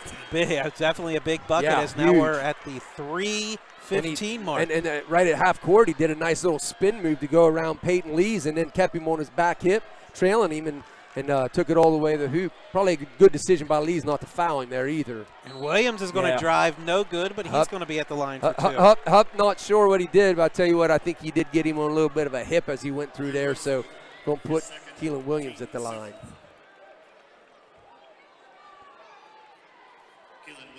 So Williams, the Heath's leader, was 17 here. Jake, the game's leader, was 25. So let's see, Williams is right now, he's 2 of 2, so I think a pretty solid free throw shooter as well. Yeah, and just like the first time, when he careened way back off and clear high over the backboard and come straight back down in, and then that one kind of rattled around. So last time he made this one silky smooth, and that one rattles in. So kind of a little bit of a Williams makes them yeah, little rattlers, but hey, it doesn't matter how they go in. And I was mistaken. The 24 wins would tie him in Tolsda and Oviel's first season. Coach Tolsda has the record for a season with 25, and the state team as Jake lifts a long 3, no good. Rebound Williams. So yeah, now it's starting to get danger time. 2:42 to go, trailing 5, but. We've seen Meadowbrook trail by 5 late in the game, and we know that they can come back. So and Williams takes it himself. Yeah, great take by Williams. So right now that's 4 straight by it's a 6-2 run here, but 4 straight. So Jake quickly doubled there as he wraps it around to Dorsey. Now Dorsey's looking to drive, decides to pull it out. Good decision, McLaughlin. You don't want to challenge him. Over to Webster, corner, getting the ball screen. Slipped by Mayo, doesn't have anything. Now Hupp. Over to Singleton, he's going to deny it. Try driving baseline, immediately cut off as we're at the 2-minute mark. Great defense, and the Heath faithful on their feet and for good reason. Hey, when you have to applaud the other team when they're doing a good job, and this has been great defensive effort here for about 45 seconds now. So, I mean, Heath say, hey, just take all the time you want. As Jake's going to step back 3, no good. Man, Dorsey with the board. Quickly gets it out to Singleton. Another 3 and line and good. Man. The triple, Jake Singleton. So Romeo Dorsey knows a thing or two about the kick out 3. And just as fast as Heath fans were cheering for good reason, Jake sends him right back to their keisters. So great job by Romeo getting that offensive board and then getting the assist. So keep that play in your mind. So Jake with 28 points, man. Would you say this might be some of his toughest 28 points of the season? I mean, he has showed up big time in this game, but man, minute 32 to go, down 4. It's going to take a good stop here again. Maybe if Huber touches it, you say, hey, foul Huber quickly. He's 1 of 6. Huber is a 56% free throw shooter coming into the game. Guy is a 50% free throw shooter. Yeah, those are 2 guys I like. Lees is a 65% shooter. I don't like that as much. McLaughlin, like I said, leading the team at 77%, and Williams is a 64%. Don't foul Williams. He's been getting the rattles. I'm saying Huber and Guy are the guys I'm looking to foul. So 1 or 0 or 1 if you're watching at home. If you're going to play that foul game, those are what the stats tell us. And so far, the eye test has told us Huber is definitely that 50% free throw shooter as he's 1 of 6. 1 of 6, yes. And then McLaughlin's 2 of 3, and Williams is 4 of 4. So yeah, I'm not fouling Williams, and I don't want McLaughlin at that line. He's looked good. And Lees gets it. Now it's back to Williams. And that's the guy you want to foul right there. Meadowbrook applying a little soft. Yep. And here comes, and there was I thought a they little foul. Yeah. Thought there was a little bit of contact, but no. Colin No, Williams threw is it going to away. throw it away. Wow. Huge pressure there. And I'll tell you what, that's the first time I've seen Williams kind of get rattled in this game. Put a little too much mustard on it. Yeah. And he's a very frustrated young man. You can understand why. Stakes high right now. So Meadowbrook could, big shot here, either get it within 2 or 3, or hey, even an and one maybe. So Webster over to Singleton, quickly looking to drive, cut off. Huber doing a good job staying defense. with him. And Huber's, as you said, I think, did you say he's their all-time steals leader, Huber? Yes. Yeah, you can see why. Now Hupp going to drive in the paint, doesn't have anything, kicks it to Webster to Singleton, open three, top of the key. Oh my goodness. gosh. Wow. I tell you what. And that's at least the second time that Jake's had a three that just wouldn't go down. And I tell you what, when it started rattling, the Heath fans were kind of puckering up. They thought it was going in. Man, what a bullet dodged by the Heath Bulldogs. Now Huber again, or Josh Guy now going to the line. Yeah, for the first time. 1 and 1. This is a 1 and 1 here, yes. So yeah, as you said, what, a 53%? I believe he was 50. 50, so. And he misses it. Yeah, he misses Up it. with the board. Meadowbrook across the timeline. Singleton driving, and he's He's going to get fouled. Yeah, he's going to go to the line. That's going to be the fourth on Huber. Yeah, and that's Huber's fourth. Huge. Actually, he's not going to go to the line. That's only That's only third. I looked at team foul. You know what I did? I looked at Meadowbrook side. Yeah, I looked at Meadowbrook's side. I think they made the addition. I don't remember this team field goal percentage and three-point percentage. It's a little bit harder to find past. it. Yeah. But hey, keep that in mind too. And yeah, I mean, they still have 3 more fouls to give. Yes. Oh my! They better be glad because Hupp had a wide open look, and you know, as if you watched it season, Hupp likes to shoot from that left side. So 28.7 down 4. Somehow, some way, they got to will their Heath has 3 fouls to give. Yeah, will their way to get a shot here. And that's deflected, but Singleton's going to retrieve it. And his shot's no good. But he's 2 fouled, shots. so They're going he's going 2. to the line. I didn't know if they were going to get it on the floor or not, but yeah, they're going to call the foul. So the foul was just a little bit late if you're a Heath fan, but right, yeah. Hey, listen. If you're a Meadowbrook fan, you're loving it with you know, opportunity to put if you've 2 listened points to me, you've listened to me the last 5 years calling these games. You know I'm going to say it like I see it, and I tell you what, I don't. Yeah, I agree. I think it might have been on the floor, but hey, if you're Meadowbrook, you'll take it, and you know that's the guy you want because Jake is a very solid free throw shooter. So now 1 possession game. And you know, again, Meadowbrook, they could foul Huber or Guy. I mean, we've seen them down. We know they're not afraid at this stage. Oh, wow. Man. Don't see that often. McLaughlin, huge board. And the clock's running as almost. Jake's, oh no, timeout. Wow. Better be glad because I don't know if I don't think he had possession. Nobody had, exactly. Nobody had possession. I don't think he had that possession. So it's still a 1 possession game, 44 to 41, 16.3 to go. It's going to be a full timeout for Heath. Meadowbrook has 18 fouls, so if they foul immediately, it's going to be a 1 and 1. So obviously, like we said, they got to be looking at Huber or Guy as a down 3, and we saw him down. We saw him down 3 last week with just about this much time to go, and saw them go to the line and miss. So hey, you know anything's possible. But at the same time, you know this is a little different situation with only 4 fouls by Heath. You know, if Meadowbrook's going to come bring it up, you're fouling every second or two. You're trying to not let them get that ball up the floor to get Jake a look. So, but I tell you what, fans, I had a couple people at home talk to me this week that said, "Hey, this is where the run ends. You know, Heath's too good. Meadowbrook's going to get blasted tonight." Let me tell you something. They have stood toe-to-toe with the Heath team, and if anybody wants to think that Meadowbrook doesn't deserve to be here or they're not good enough to be here, let me tell you something. They have proved it tonight regardless of this outcome. So if you're a Meadowbrook faithful at home that has believed and followed this team all year, be proud whatever happens in these last 16.3 or maybe even beyond like last week. I'll tell you what, they've proven themselves here tonight at the Combo. Williams, the trigger man. Gets it. What hits a great Huber call. open. Man, that's Lays it great. up and in. I tell you what, that's great coaching. Great coaching. And we're going to have I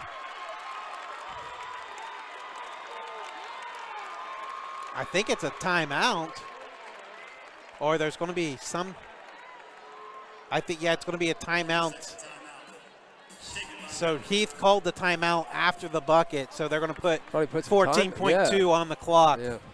Good job by the Man, I tell you officiating what, crew there. That's just great coaching by Heath to install that play. It's something they probably have saw and worked on, and I tell you what, man, that's probably right there, I would say, the dagger. Yeah, just a great side out draw, and I'm sure that's something that they've kind of had in their back pocket, practice it through the season, and waiting for that opportunity. And there was no bigger opportunity than right there to get the easy deuce, as that was Huber's first field goal of the second half. Yeah. He hit the one free throw in the third quarter, so he had 10 at halftime. He's been held to only 3 points in the second half. So it's 46-41, 14.2 left. Singleton bringing it up. If I'm Heath, I'm just pulling everybody back. And they're going to. Oh, my goodness, if that would have went in. Holy smokes. If that goes in, they could have got it within a 1-point game. But he's going to shoot 3 now. Wow. What a costly mistake by Heath. Costly mistake. To the line, Jake Singleton, shooting 3. So if you're Heath, you definitely didn't want to foul. No, on a that's 3-point shot. No, and especially 2. Jake. But, man, that is unbelievable. You know, if that drops, Train, I mean, they're right back in it. I mean, they still might be with this. I mean, it's already, you know, we'll see what happens with these free throws. But, man, Jake's saying thank you. I enjoy shooting at the line for free. And now I believe that's 31 for Jake tonight. Yeah, 31. What a game. I mean, and considering they've tried everything they can to shut him down. They get 32. This is what a big-time player does, man. Down And 2. we're going to have a timeout. Oh, man. This team is resilient, man. Wow. So Heath is going to use a timeout. So looking at the timeout situation, Heath has 1 timeout remaining, while the Colts are out of timeouts. So with 8.6 to go, Heath is leading 46 to 44. This is where if you're Meadowbrook, watch a release play, something, you know what I mean? You don't want to get picked and see a release and an easy deuce. So you probably, if I'm Meadowbrook, I'm going to have somebody at least back here. Watch the old patented play where they throw it out of bounds from one side to the yeah, other. There's another Set a one. back screen for the guy who was original Yep. inbounder. It's always I've spoken like a guy who's coached some basketball here and there. I think that's why we have fun calling the game. We see it. I've seen that play run a time or two during a state championship team. Hey. And as we said, hey, Coach Woodard before the game coming over, giving us some love. Coach Woodard Nipper was one of my favorite coaches to cover when you and I worked at the Jeffersonian. I was there almost 10 years there, and I think you were, there about 7? I can't remember I how will many. say 6 or 7. We worked together at the Jeffersonian days, but yeah, Coach Woodard was he was a funny guy to cover, and I tell you what, some nights Coach Woodard would be in a bad mood, but he was still a joy to be around. You know, he was one of those guys, and he'd tell you exactly what he thought about the game, and I always enjoyed him. So it was good seeing him tonight. But that's not who you want to foul. No. Yeah, McLaughlin's going to be at the line, and the foul was on Trayvon. Trayvon's 4th. So it's going to be his 4th. Yeah, you didn't want to foul McLaughlin there, but again, you don't. I guess at this stage of the game, beggars can't be choosers. But again, like at this point in the game, these are pressure free throws. They're a lot more. You're right. And I mean, it's a lot more difficult to hit this. And you know what's crazy? McLaughlin only has 4 points in this game. He missed one earlier and one. And I tell you, he has not scored since the open. Well, I take back. He did have had a bucket down low when I said it was a man's basket there earlier in the spring. So yeah, it's 1-1. And he makes the first. That's a big one. Now remember also, back to the fouls. Heath has one more foul to give. Right. That's a big one. So he hits this one, you know. Let's see.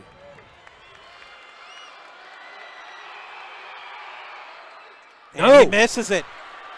Romeo with the rebound.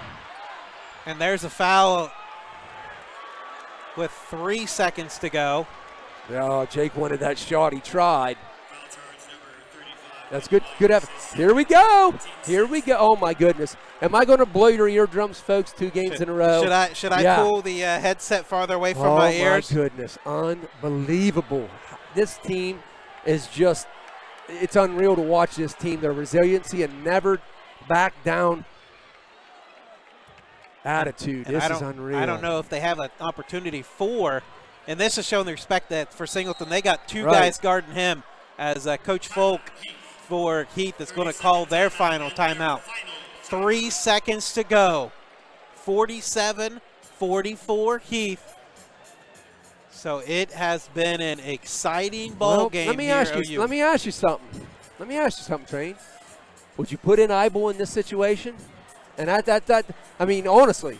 I mean, and honestly, you've got to get your 5 best three-point shooters out because there. I know Romeo. Romeo has hit a 3 or so. But you put in Eibel for Romeo in this situation. I know he's taller and can get screens, but I don't know, man. And the thing is that the offensive rebound doesn't matter. No, here it doesn't matter. Because there's not going to be an offensive rebound and a kick Eibel's out not here in there, at this time. and I would never second guess any coach at Meadowbrook. But I tell you what, man, I'd been interesting to see Eibel coming on the floor in this situation. And it's hard not to leave the guys in that have got you here. I mean, Dorsey has been a solid number 2 for Meadowbrook this year. As Singleton doesn't have it, but Mayo, deep 3, shot fake, shot up. Oh, almost went good. in. Oh, my goodness. Man, the shot fake got him up. Mayo got a decent look, but it's offline. Wow. And the What a Heath game. Bulldogs What a game. have advanced Wow. with a What a 47-44 victory over the Colts. What a And, game. man, Meadowbrook can't hang their head. No. I mean, hey, what a season. what a game, man. Jake Singleton, Josh And you and I talked beforehand, and Man. like I felt with you, I said if there was a reseeding here of the regional, That's the regional final. I Yes. felt these two Yep. teams Yep. were the top 2 teams in this region, and unfortunately they met each other here in the regional semifinals. But congratulations to the Heath And let me tell you Bulldogs. something. The Eastern District should be very proud of the way they were represented by Meadowbrook here tonight. And I'm not saying that as a Meadowbrook grad. I'm not saying it as a Meadowbrook person who covers this team. You know, it doesn't matter what team that was out there. They represented the area well. And Heath, as you said, was pretty much, according to those ratings, the number 1 team coming out of the Central District. They knocked off Beechcroft. They won their league. I tell you what, man, what a phenomenal performance by Meadowbrook and the loss here. Yeah, and like you were saying, just a great season for Meadowbrook. I mean, nothing to hang their head over. And obviously, the Eastern District's still alive down here at OU as Garraway picked up a great win last night over Wheelersburg. So they're still alive. They play, in the regional final. I believe, at 1 o'clock on Saturday. So good luck to the Garraway Pirates. But again, Meadowbrook, you can't hang your head. No. There was a lot of people that doubted them this year. Yep. And to get to the regional semifinals, Sweet 16, 5 of the last 6 years now that they've advanced this far. So it just shows the amount of grit and talent that this team has had. Right. And unfortunately, the road ends here tonight. But again, you got to congratulate Coach Jarrett and his players. Especially and his down staff. 10 at the half. You know, they're down 10 at the half. And, I mean, listen, Trayvon's shot was a whisker from dropping there. I mean, it looked good. I thought it was in. I'd say. I think the whole Heath side was like, oh, no. And, you know, it looked good. But I tell you what, Meadowbrook was a whisker away from sending this thing into overtime.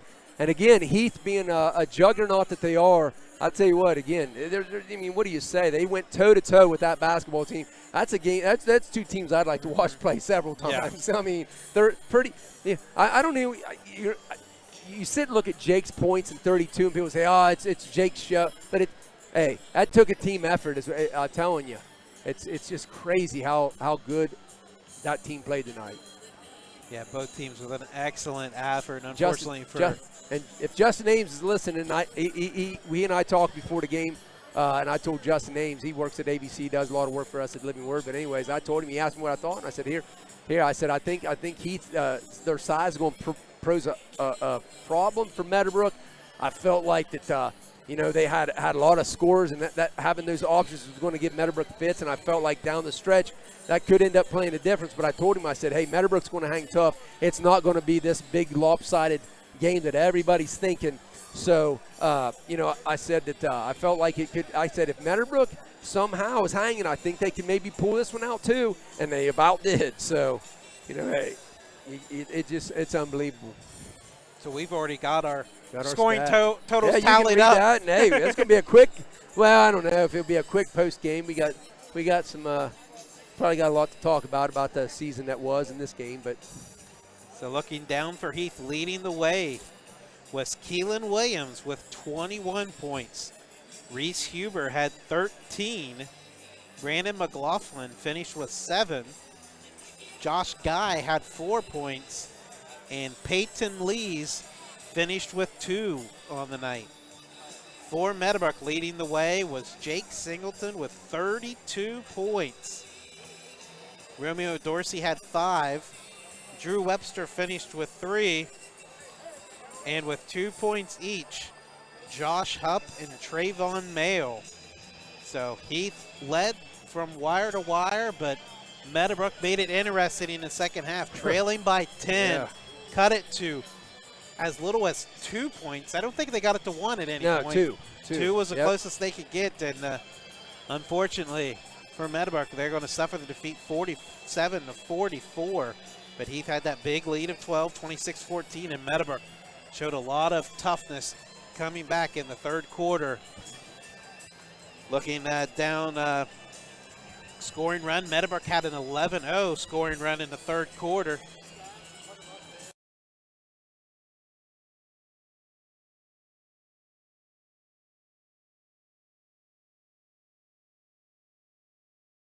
Off turnovers. So it was 10-2 Heath at halftime. Meadowbrook scored 5 points off turnovers in the second half. Points in the paint, Heath led 30-16. Second chance points, Meadowbrook had an 8-6 claim. Fast break points, Meadowbrook only had 2, and Heath, who had 6 in the first half, didn't have a fast break point in the second half. And the 2 points by Peyton Lees was the only point scored off the bench, as both teams only played 6 guys tonight. So Heath, that was the team rundown. Look at the individual statistics. Made sure I gave you the right piece of paper. right. It's nice not having to tally anything up, but it's weird. I'm used to doing my own, but hey. Okay, so let's go ahead and go for shooting tonight. Heath ended up 18 of 37 from the floor, including 3 of 12 from three-point land. On the flip side, Meadowbrook 16 of 44, including 6 of 22 from the three-point land. As far as rebounds, Meadowbrook again ended up with a 27-23 edge. So to me, you know what? That's one of the things I'm going to talk about in a minute, is that rebound edge. But wow, what heart. 27-23 edge. As far as leaders, Jake Singleton with 8, Drew Webster with 5, and then 4 for Romeo Dorsey, Josh Hupp, Trayvon Mayo with 3. On the flip side for Heath, of their 23, Brandon McLaughlin had 9, and then Josh Guy with 6. Assists on the game, Meadowbrook was 7, Drew Webster had 3, Jake Singleton with 2, and then you had Dorsey and Hupp with 1 apiece. As far as Heath goes, they had 10 assists, Reese Huber with 3, Josh Guy and Brandon McLaughlin with 2, and also Keelan Williams with 3. As far as steals go, Heath ended up with 8 steals. Huber had 3, McLaughlin 2, Keelan 2, and then Meadowbrook only had 1 tonight, but Jake Singleton, remember, that was a big steal there in that fourth quarter as he stole that near midcourt, did a spin move, and took it coast to coast for the bucket. And then as far as turnovers, Meadowbrook, I tell you what, both teams should hang their heads high. 9 turnovers only for Meadowbrook after having 5 in that opening frame, so a great job taking care of that basketball. And on the flip side, Heath ended up having only 7 turnovers after having 3 the first quarter. So both teams did a fantastic job taking care of the basketball tonight. And then as far as blocks go, Meadowbrook surprisingly ended up with 6 blocks. Singleton had 3, and then Webster with 2, Romeo with 1. On the flip side, you had let me see, Heath with 6. Sorry, I had to find it. McLaughlin 3, Williams with 2, and then Guy with 1. So, you really look at the team statistics there. One of the things that stands out to me is that rebounding edge. Again, like I said, a team that comes in here like Heath having all that big size. When we looked at it at the tail of the tape coming down here, Darren, we were both kind of concerned looking at Heath's size coming into this ball game. You know, when you look at it and you got guys like, you know, 6'3" Reese Huber, Josh Guy 6'5", McLaughlin 6'8", Williams 6'5". I mean, they had four guys. I mean, they had four guys taller pretty much about than anybody on Meadowbrook's roster. Dorsey at 6'4", and then basically, I mean, that was a huge size advantage. It was going to be something of concern. How would Meadowbrook be able to do on the glass and deal with that length? And when you look 27-23, Meadowbrook had the edge. I mean, that wasn't what caused them the loss tonight. And I tell you what, had it not been for their effort on the board, you know, you don't know where they would have been. But I tell you what a fantastic job by Meadowbrook on the boards. So we got the late game here as both teams have entered. It's going to be about just under 30 minutes to their tip-off. We'll thank our sponsors: Downtown Arena, Westfall Services, Mass Tire, Big Fitz Barbecue, G&B Roofing, FMJ Indoor Range, Stoney's RV, the Stimmer Family, G&T's Faded Barbershop, Main Screen Printing, Graham Excavating, Schaefer Insurance Agency, Addison Grace Photography, Chucky's Custom Tackle, Renovate Fitness and Nutrition, Leonard and Newland Real Estate, Cambridge Elks Lodge, number 448, OHSAA, Meadowbrook Teachers Union. We thank those sponsors, but most importantly, we thank you who had to put up with Heath and I all year. Well, I thank for putting my name first. Yeah. Hey, you would put the other person first. English grammar, good. English. Yeah, you were taught at Meadowbrook. Good job, Darren. But yeah, you look at I want to talk a little bit more about the game as well. You know, you look at how things come out at the end of the half. You know, Keelan Williams hits 2 pair of free throws. They rattle around, but he finds both. And then all of a sudden, Meadowbrook wakes up, Mr. Jake Singleton, and Meadowbrook goes on an 11-0 run. And all of a sudden, this game went from 12 to 1 there in that second half. I was thinking it was a one-point game. Yeah, it was a one-point game there. Yeah, but there, and then from that point on, it was just a battle. You know, you would see Heath get out to that 5-point edge a couple different times, but then, then Meadowbrook would rally. And I'll tell you what, the biggest scare for if you're a Heath fan is when Jake shoots that 3, gets fouled, and I tell you what, that thing rattled around probably for what seemed like 20 seconds, and how it didn't find its way in the bottom. But I tell you what, if that drops, Jake gets the free throw, and we're sitting knotted up. I mean, wow, what a turn of events that was there.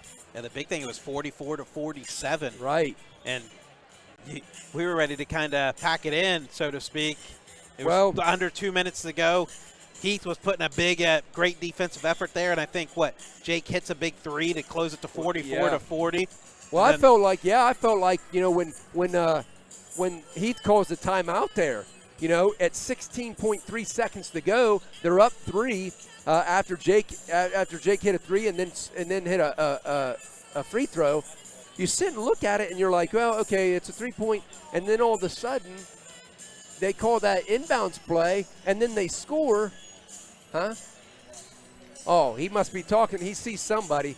I'm trying to see who Darren's seeing, but I thought he was talking to me. I'm just watching the warm-ups here. But anyways, you know, they call that inbounds play. Reese Huber scores on a backdoor, basically, and then it's a 5-point game. You think that's kind of the dagger. All of a sudden, that's when Jake comes down, gets fouled, 3 threes. Heath calls a timeout, gets 1 free throw. You figure that McLaughlin, their free throw leader at 77%, is going to hit both. He only hits 1, and then you come down, and Meadowbrook, Meadowbrook calls that timeout 3 seconds. Jake's not the guy that gets the look, but I tell you what, hey, Trayvon got a clean look there, and, I mean, it was a whisker away from rattling in. But, man, you know, what can you say about this team, this effort? You know, getting here, just to beat Tri-Valley the other night. You know, to beat New Philly and a game that a lot of people thought, hey, New Philly's, you know, going to advance, and Meadowbrook said no. And, you know, you look at the season that was after the DeSales loss, huge, I mean, really a demoralizing loss at home by like 22, I believe that was. And it was just a thorough beatdown that night that they took from the hands of the DeSales. But you know something? I felt like that was the game that woke Meadowbrook up. After that, you saw them starting to grow. got to give Coach Jarrett credit for learning his team. He decides that Trayvon might be better as a starter, and you got to give Easton Eibel credit too. He's a starter pretty much for most of the part of the season, and then he's got to go to the bench. Never sulk, never complain. And then that shows you kids at home and fans at home. If you sit and hold your head high and you keep working hard, I was so thankful that Eibel was the guy that hit that shot against Tri-Valley, because it's a lesson to all of us, even us adults, to never give up, to keep fighting. And that's just kind of the way Meadowbrook's season was. They just kept fighting, and man, what a run! I mean, when you start the season, Darren, I tell you that most coaches say, hey, we'd like to make it the district championship game. A lot of and then roll the dice from there. Try to get to that chance to get to the Sweet 16s. I remember Gene Ford always telling me, hey, we'd like to get to that district final and hopefully get another regional trip. And when you're there, you're one of the final 16, anything can happen. But, Meadowbrook was able to do that. They three-peated to get to this to the regionals. Not here in Athens per se, but last year, as we said, Chillicothe. But, this has been a historic run. And I tell you what, it's going to be a shame. I'm going to be very sad next year not getting to watch Jake. And Drew Webster, as everybody knows, Drew Webster is one of my favorite players that I've ever covered in the history of basketball. Just one of those guys that never needed the accolades, never needed the hubbub. He just always went out and did his job. And, I've always said if that kid would have been a kid that maybe, had a different attitude, say, I'm going to such and such school, I think he might have been a leading scorer at another school. But he just was he was the glue, and I'll miss seeing him. I'll miss Hupp and the way he was able to develop and come from football and really insert himself as a threat and a scorer. And then Trayvon, I told Trayvon there probably about a month ago that I was really proud of him and impressed that he has really matured as a young man, not just on the court but off the court, and I was proud of him. And seeing Dorsey and knowing what Dorsey's been through in his personal life and things, and just to see him have a great game the other night and grow. And it's just, I'm going to miss these seniors next year. But again, we've got Eibel and we've got Dane, a couple kids that got to play this year, so they'll have two calls back. But it's going to be interesting. It's going to be a brand new start for Meadowbrook next year as far as this program goes. But I wouldn't count anything out, because this program has shown us time and time again that they quickly rebuild, reload, and rise from the ashes quickly. So it's just been a fun run though, watching this program in the last few years, and the guys that took the floor tonight. Yeah, and obviously with 5 out of the last 6 years, you're district champs. Obviously, next year's group doesn't want to. They want to continue that streak, and it's kind of become a tradition at Meadowbrook, and they obviously want to continue with that tradition. And one of the nice things is hey, the kids that are sitting there on that bench and just watched what happened, or even maybe there's an 8th grade kid that's going to work hard. You never know. I mean, we've seen freshmen. We just saw a freshman at Tri-Valley that's a stud starting for them. What it tells kids, though, there's going to be 3 opening spots for the most part probably next year, considering if Eibel and Dane are awarded those 2 spots. You got to earn them, of course, but you expect those 2 to have those spots. But you know something? You've got 3 opening spots, so that gives 3 kids and multiple kids, but 3 kids an opportunity to, hey, we can be starters on with this program next year. So if anything, it tells them, hey, work hard this off season and then come out ready to go next summer. And you can guarantee that this off season, Coach Jarrett's going to have them working hard in the weight room and on the court to get bigger, stronger, faster, and that's what it's about.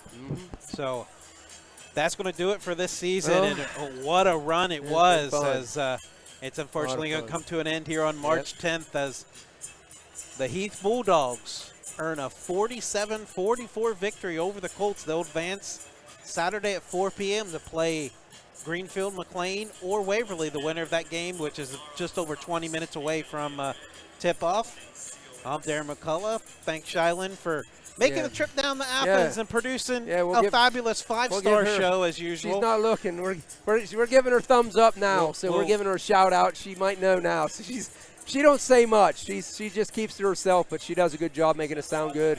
And thanks to the boss. Thanks to the boss, the head honcho of this whole thing. Yeah, the big kahuna, Caleb Graham. We appreciate him and having faith in us to call the game and come out and work for him. We've enjoyed it.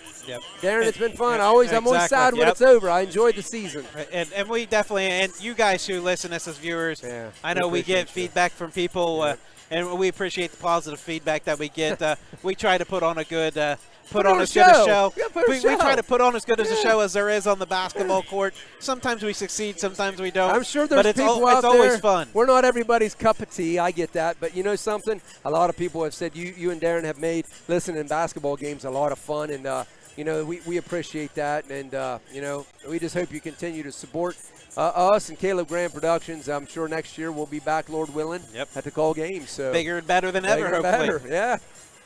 So thank you for listening. Yeah, it's been an awesome Unfortunately, the season's over. Kind of always 3-point loss. These days always sting. I know we've been on many of them. But and you said you lost to Meadowbrook once, and that stung. Yeah. So. I mean, it's never fun being on the losing end, especially down here. And I know I've been on that floor a lot of times and taking more L's than wins on this floor. Been lucky to see a team. lot of coaches have taken more L's on this floor than wins. You know, and that includes legends. You know, and I can't use the direct quote from Coach Woodard, but I'll paraphrase this.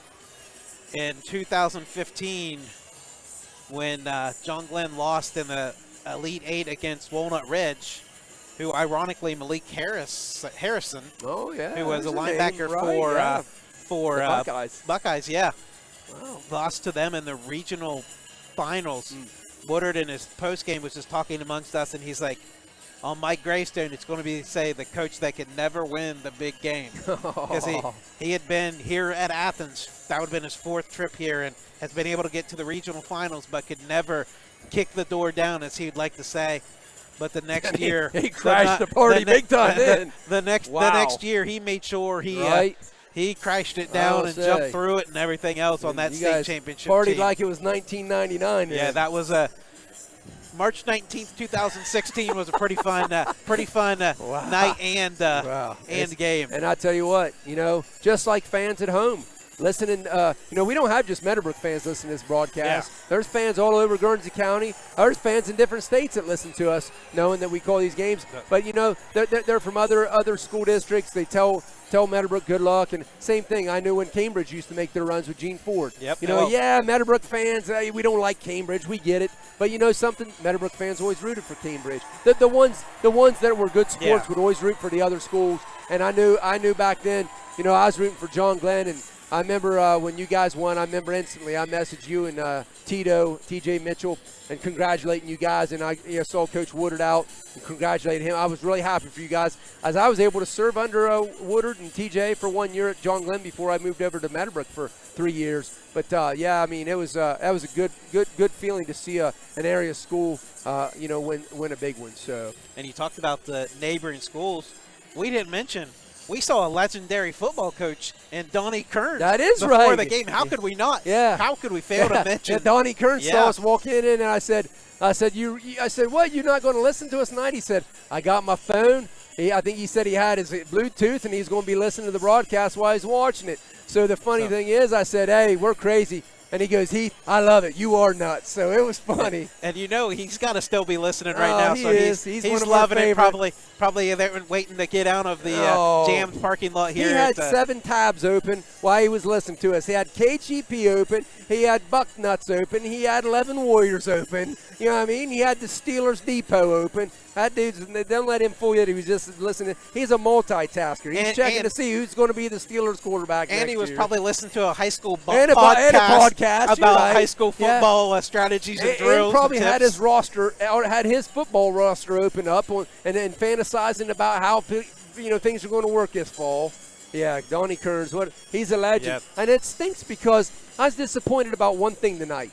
I didn't like that Meadowbrook the Meadowbrook section was across from us. I wish they were sitting below us so we could have mingled a little bit and said hi to some of our locals. But I know that Meadowbrook, I tell you what, that place was, the whole lower half was full on Meadowbrook's side. And then you look on Heath's side, it was the same way. I mean, it was a packed gym. Right now, it's not quite as full for the second game, but that first game was the whole lower bowl. Well, I don't think there was an open seat. It was packed, and then filtering into the upper bowl, a lot of seats were full. So I mean, it was a good crowd, well attended. And really, this is a great atmosphere for I love basketball. it. I mean, honestly, I would probably say it's more exciting than being at the Shot in the State. Just just the vibe that you get here. I guess because unfortunately, public schools, the regional tournament almost is their Final Four because you're going to run into a Catholic powerhouse. Yeah. The private powerhouse school. Yep. So, but you know, the thing is about this gym that I've always said, if I was an area high school and I was superintendent or one of the powers that be, I would always, if you were building a new gymnasium, you know what I'd say? I want to have the convo, not the upper bowl, just the lower bowl, and put the fans right up closer to the court and have that seating. Could you imagine the raucousness of that place? It would be incredible. So I tell you what, I always said, if I was one of those big guys that won a multi-billion-dollar Powerball, $1 million Powerball, and I had money, I always said that I'd donate and get Meadowbrook a gym like that. And I've always thought that would be cool. But, yeah, this is one of my favorite atmospheres. And I don't know, I think we're kind of dragging this out because we don't want it to be over. I think Caleb's getting kind of antsy over here. Caleb's kind of shimmying around. He's about ready to give us the hook. He's looking at his watch. He's ready. He's ready to get down to Athens. He's going down to get him some pub food down in Athens. He's grinning. He's going to the Athens He might nightlife. be getting on the 747 going down to Miami after this. Who knows with him? I can't keep up with where he's at. I try to stop down and see him there about a month ago at his studios, and he wasn't nowhere to be found. I just going to stop and see him and visit him. He's a busy man, He's folks. a busy man. So that's going to do it for us this year and this